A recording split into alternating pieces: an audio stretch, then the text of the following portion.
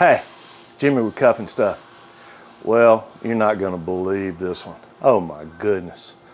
Now, I haven't seen a whole lot of people do this one on YouTube, but I'm gonna do it.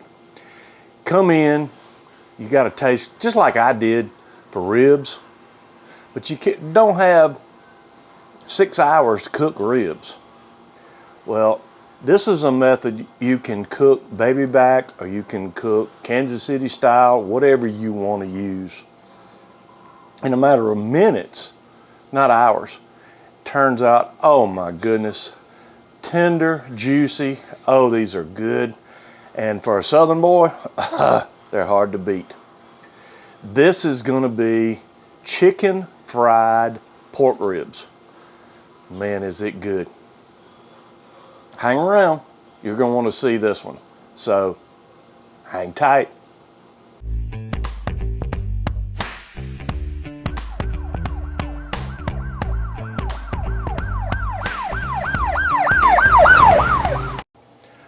Okay, so I've got a rack of pork ribs here that we're going to use for this.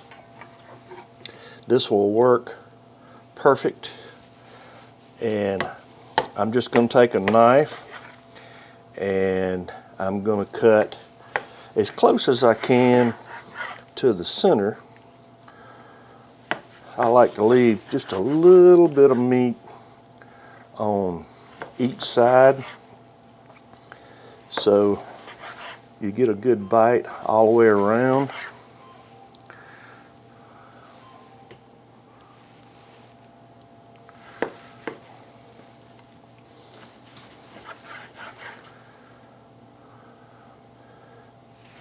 So I'm going to cut these up just like this. There we go. Get them all cut up. Now, when I do this, I kind of like to leave them together. Now, I had already pulled the membrane off the back side. So, let me get the season. I'll show you what I'm going to use. Okay, what I'm using is, this is Uncle Steve's Shake. This is competition pig powder. This is something I like on ribs. It has a real good flavor, and it's just hard to beat. Now, I found something I like to add to that, and I use this predominantly when I'm smoking ribs.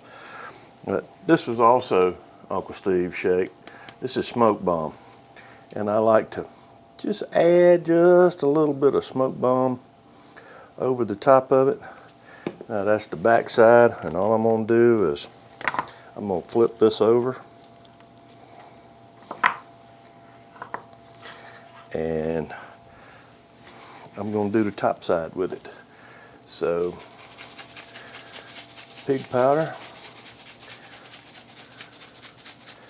This is good stuff. How he comes up with these shakes, I'll never know. I'm so glad he did, though. And put a little Smoke Bomb over the top of it. Now, before I do anything else, I'm going to let this hang out just for a little bit.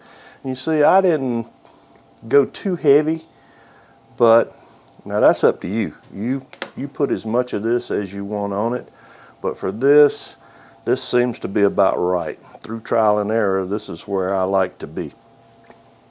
So let's let this hang out, and I'll bring you back for the next step. Okay, well,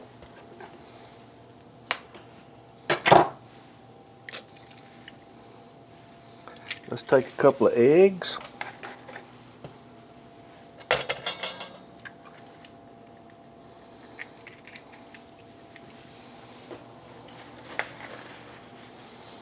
A little bit of milk. make our egg wash.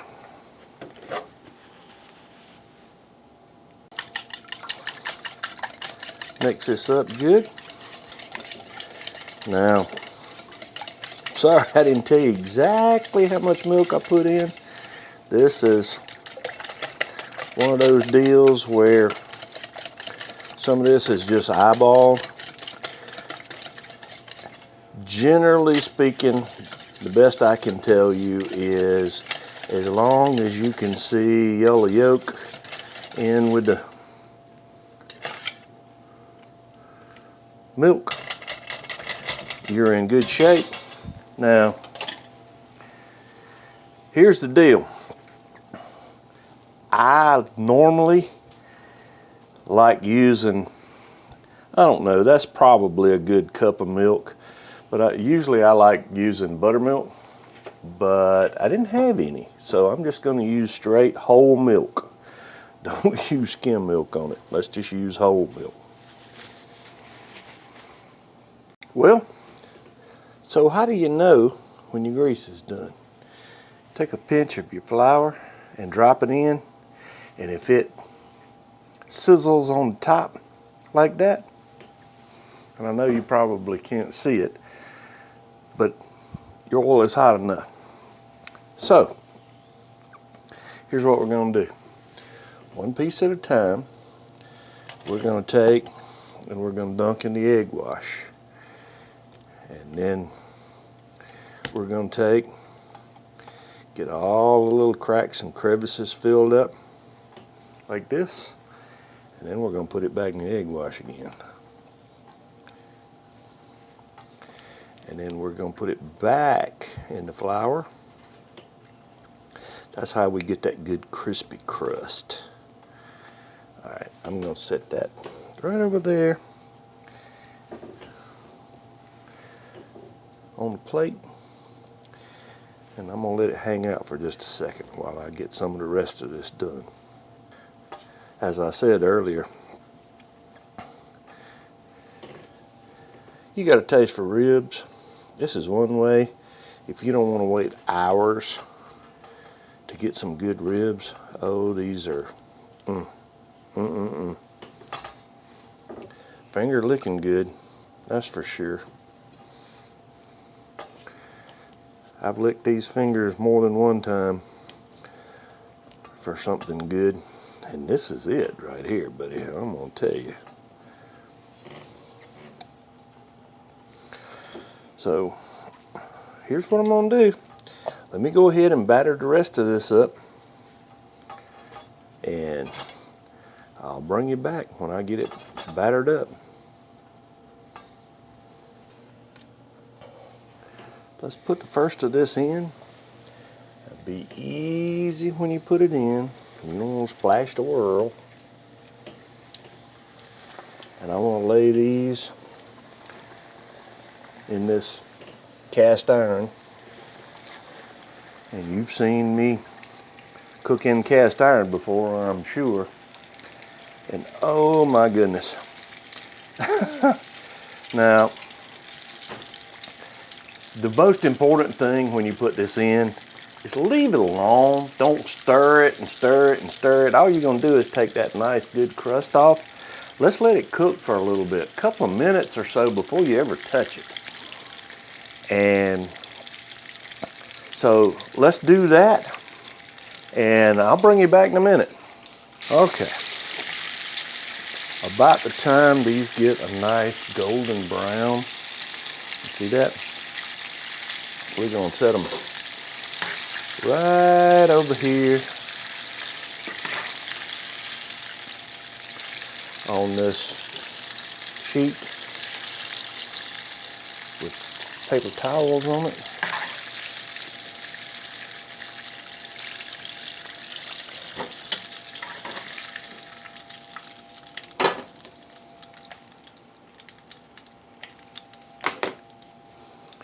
And let's start another batch.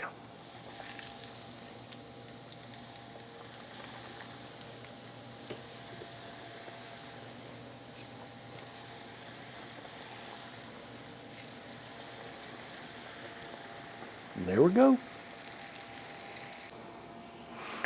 Okay, well, we've taken out of the grease, drained it on the paper towels, put it on a plate. This is cooled off. This one has. This was one of the first ones that came off. And I'm going to show you. Isn't that pretty? Oh my goodness. This is where I get to take a bite. Now, it doesn't take long to cook these. You want ribs for supper. You come in from work and you want to do them quick. If you've got the ribs thawed out, this is the way. I'm going in.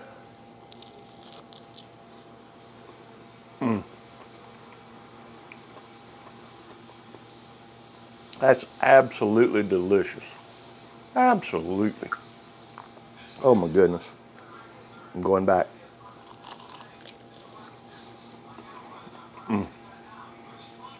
It's tender, juicy. And again, it didn't take that long to do. Oh, good stuff. Good stuff. Well, I hope you enjoyed this one. If you haven't already, subscribe. Hit the circle on this side. We'll have another video for you over here. Until next time, hang tight.